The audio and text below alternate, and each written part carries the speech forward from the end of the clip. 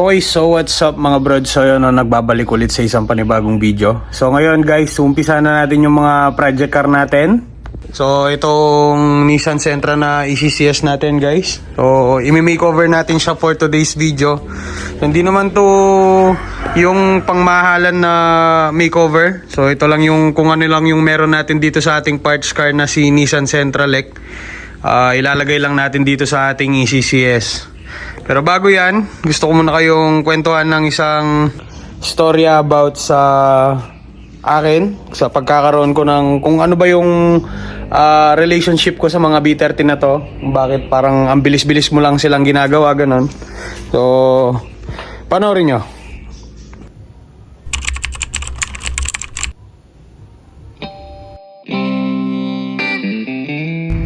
So, si TGL 119. So, ito yung Nissan Sentra namin noon, guys. So, ginamit namin to for 10 years. So, dinala kami ng kotse na to from point A to point B na hindi man lang nagkakasakit ng ulo. Napakaraming memories na bumalik nitong ine-edit ko yung video na to. And sadly, na parts out siya. So, ito naman yung nagbigay dahilan para ako'y mapasali sa mga Nissan community noon dito sa area namin sa Pampanga. And hindi lang isa, hindi lang dalawa, ang dami kong na-experience na B13 sa pagsama ko sa mga car communities noon. So napapunta ako sa mga iba't ibang talyer which give us experience para sa kung ano yung ginagawa natin ngayon. So, ayun, short story lang about sa B13 na mga na-experience ko noon. So, let's jump on sa paggawa sa ating B13 na Nissan Sentra. Let's go!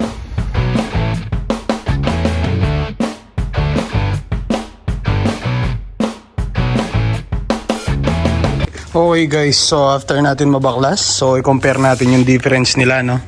So itong nasa taas, ito yung para sa Gen 2 na B13, as I've said nga dun sa in-explain ko kanina. So ito naman yung nasa baba, nasa, ano yan, yun yung pang Gen 1 na B13. So ayun yung difference nila guys.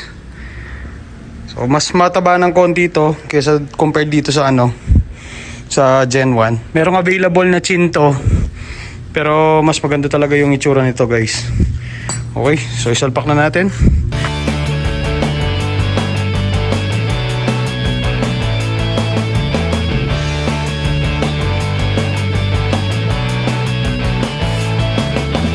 And guys, no, kukompare naman natin ngayon yung bumpers sa likod. Hala, ayaw. Yun. So ito yung lalagay natin. So ayan. So unang-unang guys, so maalala ko lang pala yung dito sa harapan, no.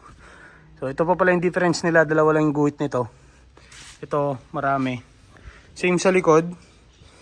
4 yung guhit nito, ito dalawa lang.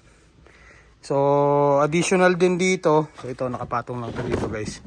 Ayan. So addition ito sa mga GTS 1 na variant, meron nilalagay na rear valence, rear skirt yata. Sa mga Gen 1. So yung Gen 2 naman guys, nandyan na siya lagi, hindi na siya pinix na nila. So ang ending, mas mataba yung bumper natin compare dyan. Meron na siyang extra lip. So, pakita ko sa inyo yung difference. Let's go!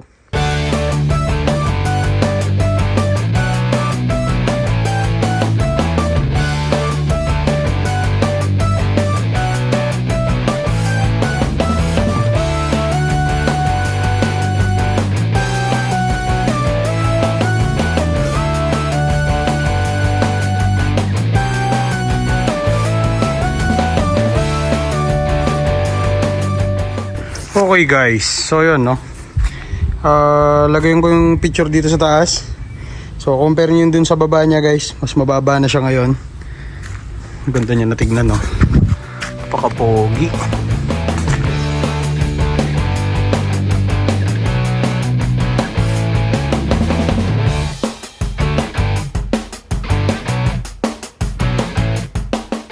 Okay, so ayan na siya guys, no? Magmukha na siya lalong laruan guys. So, ang ganda niya tignan, solid. O, karound ko lang kayo, no? Ayun yung sinasabi ko, parang mas mababa yung bumper niya. Ayan, no? So, speaking of which, so kung naalala nyo yung tindig niya sa likod last time sa ating mga videos. Guys, so we're with Sir Jen. Grabe naman yan. Bouncing boobies, oh. Tumatalbog, guys. Napakatagtag niya guys. And sobrang taas ng kanyang clearance from fender to tire. So tingnan nyo naman yung height ng sheet niya. 10 finger gap daw. So yun yung dahilan kung bakit sobrang tagtag niya guys. Napakatigas. As in wala na talaga siyang play. You know. So syempre galing dun yung pyesa natin. Babaklasin ko yung shock nun guys.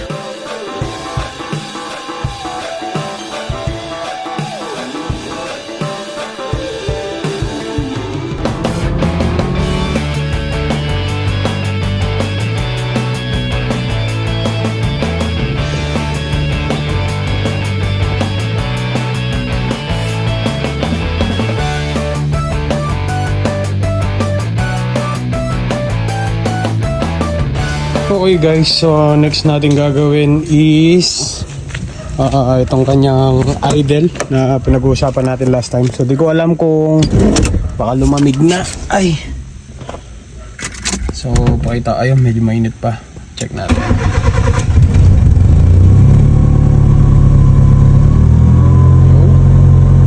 So hintayin ko lang mag-normal guys. Pakita ko sa inyo. Okay, so ayan siya guys, no? Medyo normal na siya. So, i-open ko yung kanyang AC. Yun o. Ayan o. Tignan nyo. Yun o.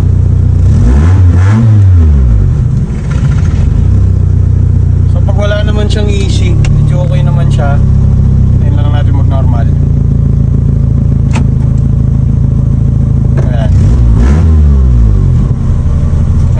Wala naman siyang problema.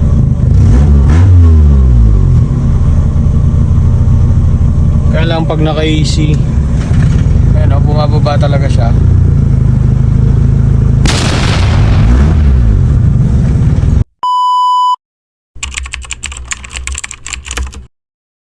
So, kilala tong mga sasakyan na to bilang matipid, reliable, hindi naman sobrang tulen pero nimble kung gamitin. Saktong-sakto sa laki ng B13 na kaha.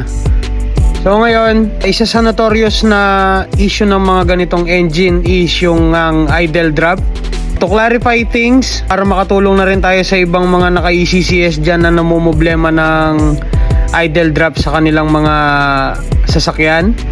So, bago nyo sisihin itong piyesang to, please i-make sure nyo muna na okay lahat yung wiring nyo. Okay, so guys, no, positive nga. So, wag nyo laging sisisihin yung IECV na yan. So, tingnan nyo to guys, oh. Meron na naman siyang electrical tampering dito. Nakatap kanina dito to. So, ito yung linya para dun sa high pressure switch dito sa may dryer niya.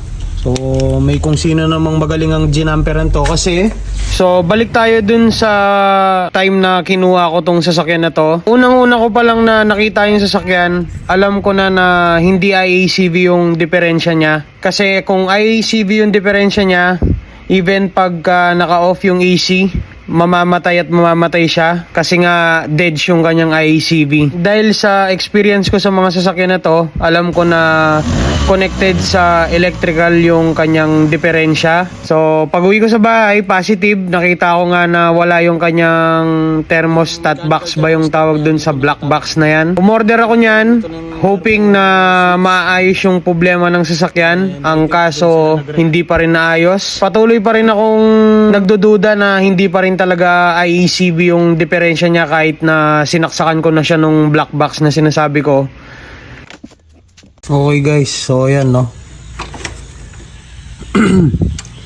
So, yun no, positive oh.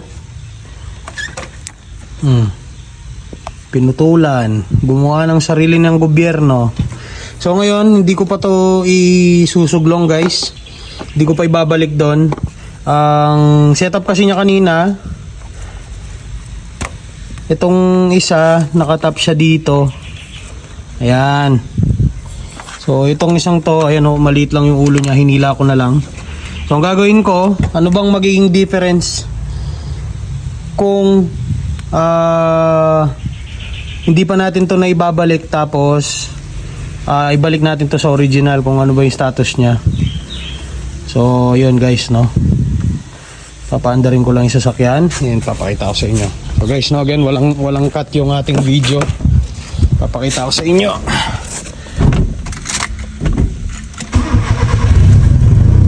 Ayan. Okay, so ito yung natin mag-normal. So again, yung kanina nagda-drop siya pagka nag-AC. So ang sequence nito guys, as far as I know, dapat tataas niya muna yung minor niya bago niya engage yung compressor. So pati yung mga fan guys, merong delay yon, hindi sila agad bumubukas kung nasa original setting. So subukan natin. Yun oh. So on ko yung compressor.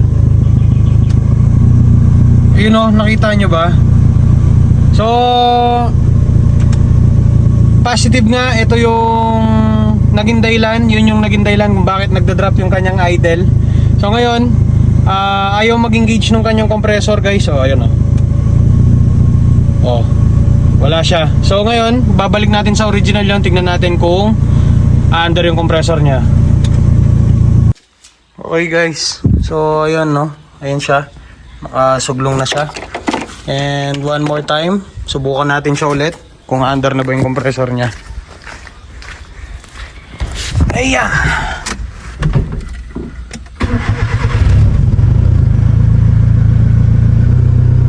Okay guys, hintayin lang natin mag normal. Ayan, so subukan natin. Wala ba tayo pa rin? Ayaw mandar oh. Yan yung issue niya guys. Yan yung totoo niyang issue. Check out natin. Okay, so tuloy-tuloy ko pa rin tinotroubleshoot yung sasakyan sa oras na to. Pero ayaw pa rin magpakita ng totoo niyang issue. So ang ginawa ko medyo dinaya ko na muna kasi guys, marami namang ways para mapa-under mo yan. So dayain na muna natin ng konti.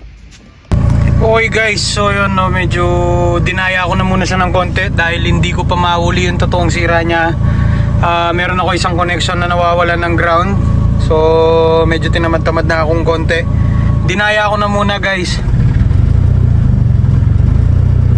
Ayan o. So kahit pag naka-easy na siya, rep mo siya, hindi na siya gano'n nagda-drop guys. Yun o, tingnan nyo.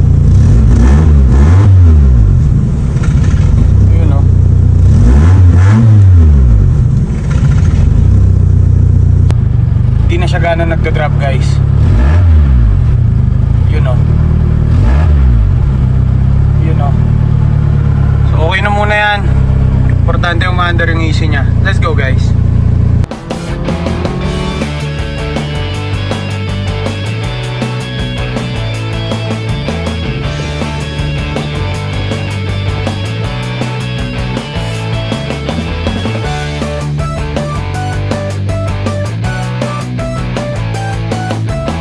Okay, so yun na siya guys, no? Magmukha na siya lalong laruan guys.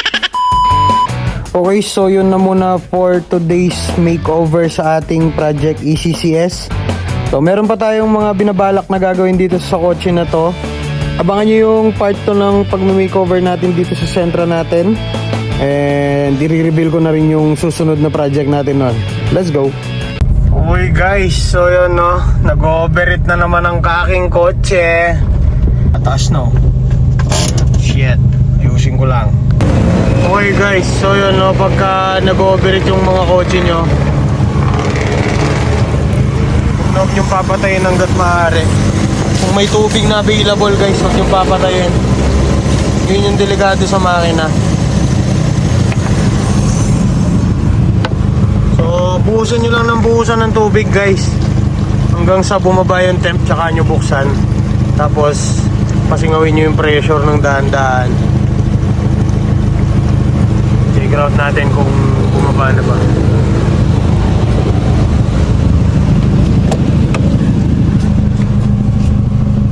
Ayun, medyo nagno-normal na. So bubuksan ko yung radiator, guys.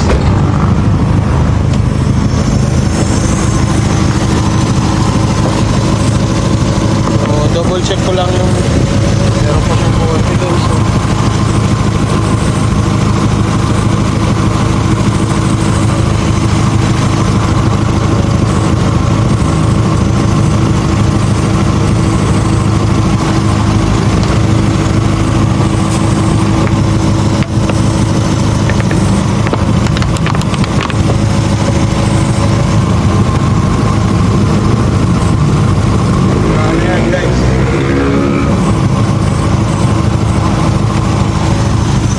tayo habang